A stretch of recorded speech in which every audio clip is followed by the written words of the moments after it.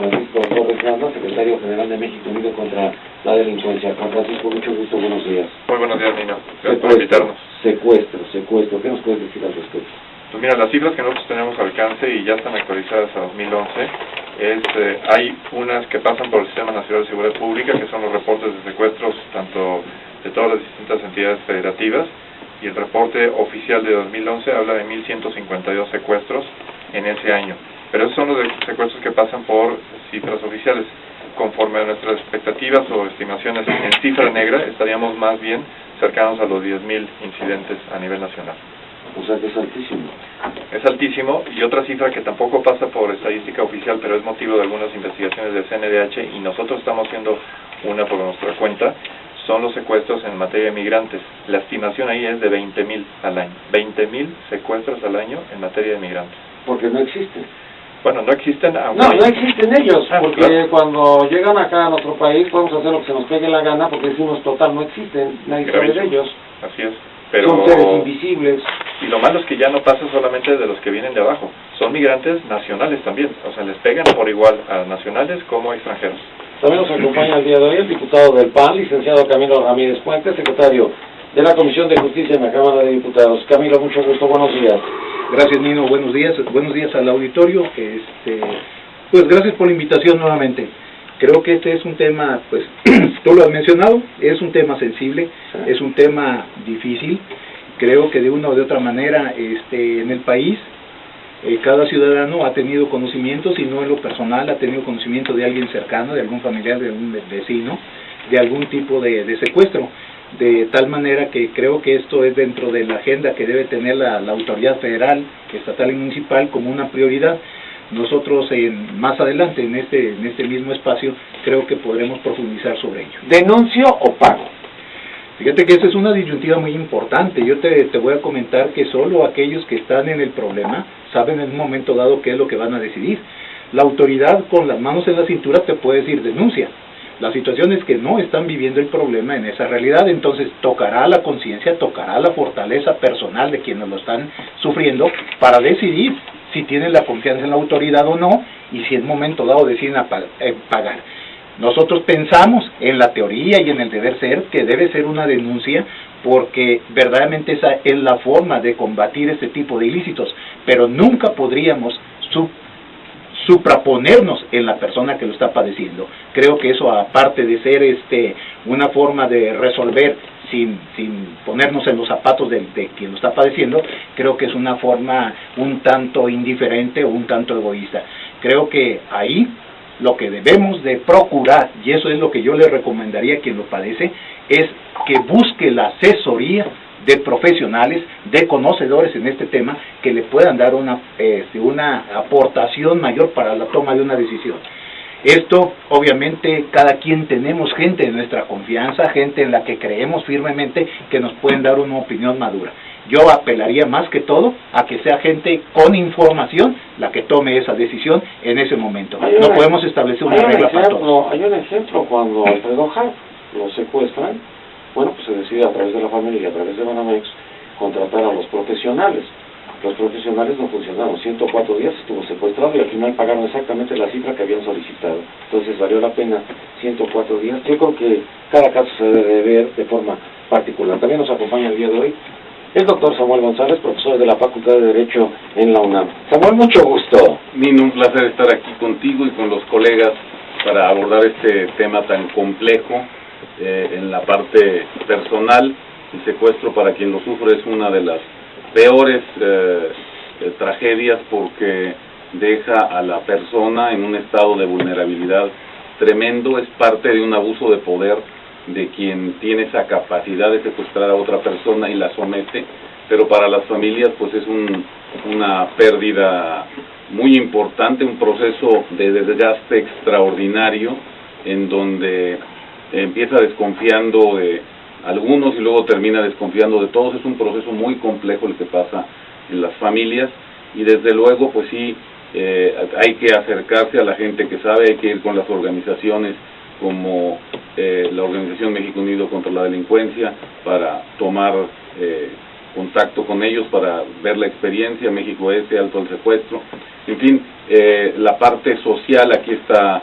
Me están tocando ONGs, no me está tocando autoridad. Es que el problema de nosotros los ciudadanos, cuando sabemos que prácticamente en un altísimo porcentaje hay policías o expolicías metidos, prácticamente es estadístico, ya se puede demostrar que en cada uno de los grupos de secuestradores cuando menos hay un policía o expolicía con contactos de todos los niveles federales, estatales y municipales, pues para la gente representa una angustia muy importante, y por eso el que puedan apoyarse de las organizaciones, de las ONGs, es realmente importante en este proceso, es el elemento para poder transitar aquí. Pero si me permites, yo quisiera comentar que estamos a punto de terminar esta administración, ya estamos en el 5º año y un poquito más de esta administración, y ya podemos hacer una evaluación de lo que pasó en este proceso. El doctor Luis Escobar, profesor de la Facultad de Derecho de la UNAM.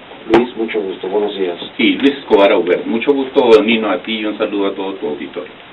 Bueno, yo comenzaría por decir que el secuestro, en tanto que es la privación ilegal de la libertad de una persona para exigir a cambio de devolverla un dinero, o que el gobierno deje o haga alguna cierta conducta, y entonces ahí comenzaríamos a ver los diferentes tipos de secuestro, que vemos que es el secuestro express, el secuestro virtual, o el secuestro político, ¿no? O el meramente extorsivo, que solo requiere un cierto dinero. Afortunadamente ya en el país no hemos presenciado fenómenos de secuestros políticos como el que tú referías hace rato. Porque a lo mejor no nos hemos enterado. Pudiera ser el caso. Podría ser.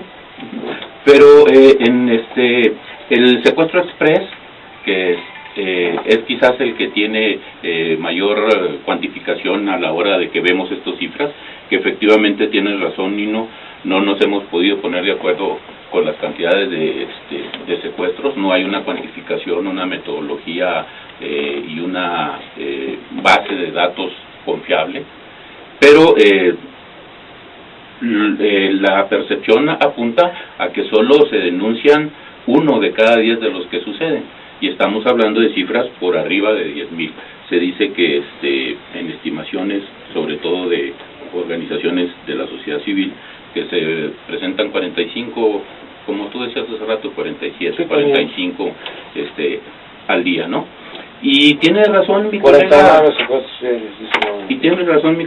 Samuel González Ruiz, es un problema de política pública, es un problema de estructura. Estamos viendo una crisis sistémica del sistema de procuración de justicia, de seguridad pública y desde luego penitenciario, que es, digamos, la parte final de la cadena. Y ahí, ante lo que comentaba mi colega Samuel, pues pudiéramos estar hablando de un Estado fallido, que no tiene, sin que yo defienda que estamos ante la presencia de un Estado fallido, pero sí podemos observar con claridad una ausencia de poder, una ausencia de gobierno. También nos acompaña el fiscal especial de investigación para la atención del delito del secuestro en la Procuraduría General de Justicia del Distrito Federal, maestro Óscar Montes de Oca Rosales. Óscar, mucho gusto, buenos días. ¿Qué tal? Muy buenos días, gracias por la invitación. Indudablemente el secuestro es un problema y es un sensor social, ¿no? Hay mediciones ahí que los estados donde hay un alto índice de secuestros pues tienen problemas hasta en su economía, en sus sistemas de producción. Yo quiero decirles que el gobierno del Distrito Federal ha puesto todo su empeño en conformar ahorita las unidades antisecuestros, que es un imperio de ley de la nueva Ley General para prevenir y sancionar el delito de secuestro. Tenemos una conformación de un 95%, el 100% de sus integrantes, incluyendo sus servidores, estamos, ya pasamos por los exámenes de control de confianza, nos los practica Seguridad Pública Federal y la propia Procuraduría General de la República. Estamos en capacitación, tenemos capacitación con integrantes de la Policía Nacional de Colombia y diversos cursos. Entonces estamos poniendo todo nuestro esfuerzo para que definitivamente disminuya el índice de secuestros en el Distrito Federal y que así nuestras estadísticas así lo revelan. ¿Por qué Colombia? Colombia nos lleva, ellos incursionaron en este problema del secuestro de muchos años antes que México tuviera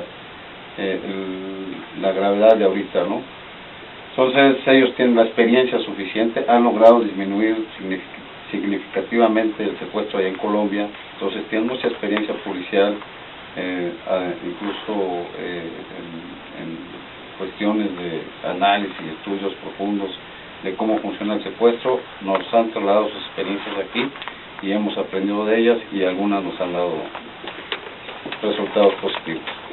Juan Francisco Torres Landa, el ejemplo Colombia es lo que debemos de continuar, lo que debemos de seguir, o qué es lo que tenemos que hacer, porque si hablamos de un número de secuestros que no podemos establecer cómo vamos a llegar a un diagnóstico, o cuál es el parecido con Colombia, o cuál es el parecido o no con Colombia. Nosotros pensamos que hay que recoger mejores experiencias internacionales y Colombia puede ser una de ellas, pero habrá otras. Es una de ellas, no es la única, habrá otras que pueden tener igual o mejores características. De hecho, algo que nosotros hemos venido reclamando es justamente que en la estadística, de repente lo que sucede es que hay una referencia a el número de incidencias de denuncias que se presentan, pero después se pierde por completo el seguimiento y empieza a haber fracturas en la información, porque resulta que el número de detenidos no coincide con el número de consignados, y después no coincide el número de procesados con el número de sentenciados, y hay una serie de fragmentación en la información que hace muy difícil el seguimiento y que obviamente debilita la capacidad de análisis y la capacidad de diagnóstico para proponer cambios. ¿Por qué te secuestro? ¿Por dinero? Pues mira, el principal motivo, hablaban aquí de secuestros políticos o de otro índice o de otro índole, pero realmente es ese, salvo el caso de inmigrantes, donde vemos que, si bien es cierto el motivo puede ser económico, hay otras cuestiones que pueden ser tan o más lesivas, como son talleres de esclavitud y, labores forzadas, ¿no? En los 90 se denunciaba eso del grupo Beta, que lo llevaba a cabo, y continuamos exactamente con más de lo mismo. Pues sí, lo estamos viendo en carne propia. Repito, 20,000 incidencias al año no es poca cosa, es el doble de la tasa nacional del resto de los secuestros, cotidianos o normales, ¿no? Que es difícil ya que perdamos la capacidad de asombro y ya hablemos de esto como si fuera algo normal, ¿no? Ya perdimos la capacidad de asombro. Yo veo 40 muertos, 50 muertos, 80 secuestrados, 100 secuestrados, digo, pues no son tantos. 30 decapitados, pues no son tantos. Oye, que los mataron a golpes a 44, pues pobres, ¿no? Pero se lo merecían, porque alguien dijo eso. La Entonces yo dije, oye, ya te lo mereces. ¿Y por qué te lo mereces? ¿Perdón? La cotidianización de la violencia. Ya nada nos asusta. Entran 3 al reclusorio en Nuevo León y se nos dice, bueno, pero no importa porque eran secuestradores. No pasaron ni un día en el reclusorio y los matan. Increíble, ¿no? Es la justicia a veces por propia mano en ciertos elementos, cuando el Estado no es capaz de prestar el servicio de seguridad pública de manera correcta, y cuando no tiene una política clara podemos llegar a esa propia mano. Camilo, ¿estás de acuerdo, sí o no? Pues no puedo estar nunca de acuerdo con una resolución o con una decisión que se dé fuera de lo que todos debemos de tener como el respeto a la Constitución. La Constitución te establece claramente que nadie es culpable hasta que ello quede demostrado. Entonces yo invariablemente habrá de defender ese principio y el derecho que tiene toda persona de defenderse, independientemente de la acusación que tenga, porque para eso están las instituciones. No, yo me voy a referir a la grave irresponsabilidad que tienen los distintos niveles de gobierno y los distintos poderes, Nino. No es posible que en todos los casos siempre hallemos la misma excusa. Es que le toca al nivel estatal, le toca al federal, le toca al municipal. Yo creo que deberíamos de hacer una síntesis de todos los que han hecho esa argumentación para pedirles que se vayan, porque la Constitución y las leyes secundarias establecen claramente los niveles de coordinación que deben de tener todos y cada una de las autoridades, y así los distintos poderes, el judicial. Nosotros estamos ante un delito que sigue fomentándose y sigue creciendo, pero debido a la inercia de las autoridades, de todas. ¿En qué? En que siga prevaleciendo la impunidad. Pocas son las sentencias condenatorias que se dictan en los tribunales mexicanos que lleven a conclusión un delito de secuestro y que quede verdaderamente ahí acreditado. De nada sirven penas mayores, calificándolas de delitos graves y llevándolas ahora hasta penas de prisión vitalicias. Es más de lo mismo, y eso es lo que debemos de reclamar ahorita con energía y que nos dé vergüenza como país. Porque en la medida en que haya más muerte, más impunidad, pérdida de credibilidad en las instituciones, pérdida de seguridad en el día a día, hay lugares enteros en Tamaulipas, en Nuevo León, en Durango, en Chihuahua, en Morelos, en Michoacán, en Guerrero, donde las gentes nos hablan y nos dicen, en este lugar no existe presencia del Estado mexicano, no hay una sola autoridad, federal, municipal o estatal, que ejerza su poderío. Los dos monopolios, que es la fuerza pública y la tributación, ya no se ejerce en grandes partes del país. Eso es una señal clara de que la situación no la estamos ganando como ciudadanía, como país. Tenemos que revertir esa tendencia. Una, no es la única solución, pero una de ellas es que claramente la estrategia de prohibir una sustancia que genera ingresos anuales que se estiman en 40,000 millones de dólares, le está dando a los contrincantes un enorme poderío de corrupción, de logística, de compra de bienes, etcétera, etcétera. Entonces, tenemos que luchar esto con mayor inteligencia. A base de fuerza pública no está dando resultados. Tenemos que darle la vuelta a la tortilla y darnos cuenta que lo que nos está matando no son las drogas, sino el dinero asociado a las drogas. Es momento de hacer ese giro y de que alguien tome el toro por los cuernos y diga, sí, hemos hecho un gran esfuerzo, ha sido infructuoso, ahora hay que intentarle por otra vía, la vía de la inteligencia.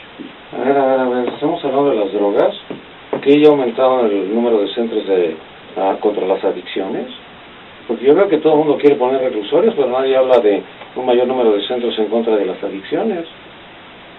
Mira, Nino, en muchas ocasiones hemos hablado, y parece ser que hablas como si hablaras a oídos sordos, en que en este tema de la inseguridad no es tan solo el combate frontal y de la fuerza pública a la delincuencia, sino que tiene que ir necesariamente aparejada a programas sociales, a programas verdaderamente de prevención. A ese es otro de los apartados. Hace un momento hablábamos del combate a la impunidad, porque verdaderamente si tenemos la idea de que haga lo que haga, no me va a pasar nada, pues verdaderamente que estamos ante una situación de cinismo ya social. Ese es un punto que tenemos que enfrentar y verdaderamente decir que no es así. ¿Y cómo? Va a ser cuando haya sentencias condenatorias y cuando el que esté ahí verdaderamente sea juzgado y sea condenado. ¿Por qué? Porque eso va a dar la confianza a la ciudadanía de que se está aplicando la ley. En el tema de que hablamos de que también hay otros paliativos para esta inseguridad, pues está precisamente la prevención, la recuperación de espacios, verdaderamente el fomento de valores, en la creación de, si es necesario un empleo emergente, es un empleo emergente para ocupar a los que andan desquacerados y no tienen ni una oportunidad ahorita de tener un ingreso para salir adelante. Todo ese tipo de temas son parte de una solución y a ella se le pueden abonar todos aquellos aspectos o factores que se crean, pero no estamos hablando de que sea una sola de las alternativas que tengamos para terminar con esto. Becarios, no sicarios, pero no hay empleo. Así es. Pero ¿quién es el responsable, Nino? A ver, dime tú quién es el responsable. Y esa es una pregunta central. Desde el año 96 se creó el Sistema Nacional de Seguridad Pública en este país. Se han invertido probablemente unos 20,000 millones de dólares en todo este proceso, y el gasto en seguridad pública se ha incrementado a nivel nacional 2 o 3 veces solo en esta administración. ¿Y qué resultados tenemos?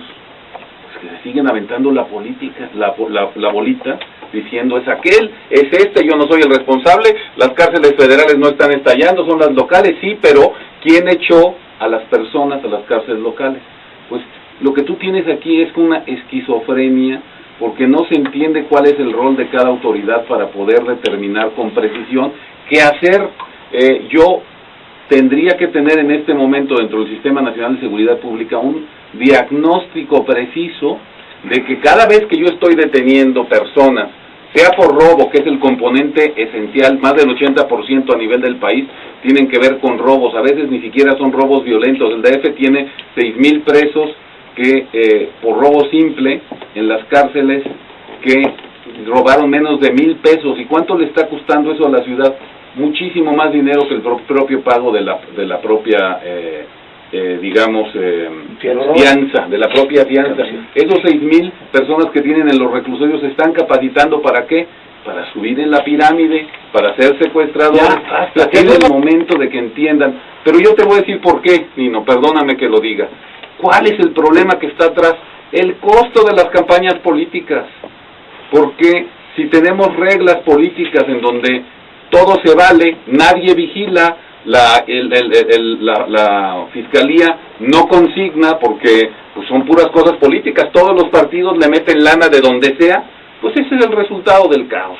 O sea, hay que ir a la fuente, esa es la fuente. A mí hace 6 años me decían que la impunidad era del 98% y 6 años después me dicen que la impunidad sigue en el 98%. ¿Qué vamos a quedarnos en el 98% o es la cifra mágica? Creo que ese es el problema central, el de la impunidad, Nino. Y yo quiero traer a tu memoria, recordarte que en esta misma mesa, hace más de un año, cuando hablábamos aquí respecto del secuestro con la expedición de la ley antisecuestro, yo les comentaba a la propia señora Wallace, que fue una de las principales impulsoras de dicha ley, que el problema era de impunidad, que nada ganábamos con ponerles penas de hasta 1000 años y subir las penalidades.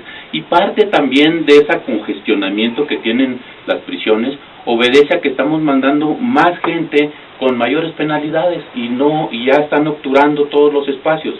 Y respecto a lo que comentábamos hace un momento de las cárceles, que sé que no es el tema, nos hemos estado desviando ahí. Pero pues, tiene que ver. Tiene que ver. Tiene que ver. Desde luego. Porque estamos hablando del secuestro y se decía anteriormente que el secuestro express venía de las cárceles del Distrito Federal a través de los celulares. La extorsión. Así es. Pero la sobrepoblación es un factor importantísimo, porque tu espacio vital está siendo invadido, estás rodeado, no puedes tener un espacio mínimo vital, pero además lo que decían, de que son doctorados para el crimen ahí, y eso lo único que hace es exponer que carecemos de una política de tratamiento de los reos allá adentro. No hay un tratamiento psicológico, ni psiquiátrico, ni de ningún tipo para prepararlos a una reinserción. Y yo insisto y reitero, lo que estamos viendo es una crisis terminal del sistema ¿dónde lo llevan? ¿Cuál es el centro de observación? Que no funciona, y ni el de clasificación. Está 30 días de clasificación y al final todos revueltos. Mira, Nino, por ejemplo, en los juegos de fútbol no ponen acá a la porra del América y acá a la porra de la Universidad de los Pumas. Y en una cárcel juntamos a Zetas con Golfo, ni siquiera lo somos capaces de separar, lo que es una cuestión elemental. Pero regresamos